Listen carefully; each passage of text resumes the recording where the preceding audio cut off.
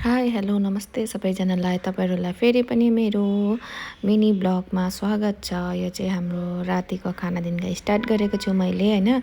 अन्त अबेले चाहिँ chicken fry गरिदिँदै थियो, म चाहिँ लुगा पट्याउनतिर लागेको थिएँ। हेर्न न एगीले चाहिँ यसो गर्छ, हामी दुईजनै आउनै पर्छ। त्यहाँदेखिको अबेले भन्दै थियो अब यहाँ चाहिँ म खाना पकाउँदैछु। अन्त यहाँ चाहिँ मेरो बुढी र नानी चाहिँ बुढीले काम गर्दैछ, नानी चाहिँ खेलिरहेको छ भन्दैछ हो।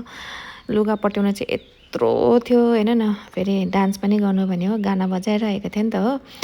अन्त डान्स पनि गरिदिँदै थिएँ। अन्त यहाँ बाबुलाई चाहिँ कुद्दै कुद्दै खाना खुवाउनुपर्छ खेद्दै हो। अन्त यो चाहिँ त्यसको भोलिपल्टको हो।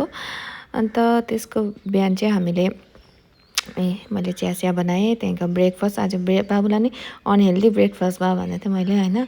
बाबुले चाहिँ यही खान्छु भने नि त ब्रेड र उयो नै यति उयो छ। बाबालाई सिट डाउन अरे हो। त्यहाँदेखिको खुट्टा टो माथि नचढाउनु अरे, भुइँमा राख्नु भन्यो कस्तो छ। अन्त फेरि टेबलमै बसेर खानु अरे हामी तिनजनै हो। अन्त गयौँ हामी प्लान्टको लागि। यहाँ चाहिँ अस्ति अबेले कोकोपिटहरू ल्याइरहेको थियो नि त।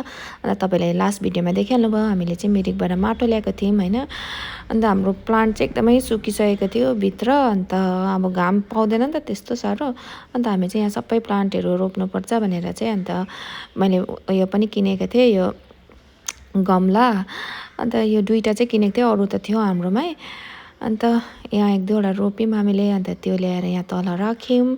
अन्त यहाँ माथिबाट ल्याएको लुगाहरू भन्दैछ। त्यहाँदेखिको आएर म नुहाइ धुवाइ गरेर चाहिँ अलिकति स्किन केयर गरेँ, त्यस्तो त गर्दिनँ होइन।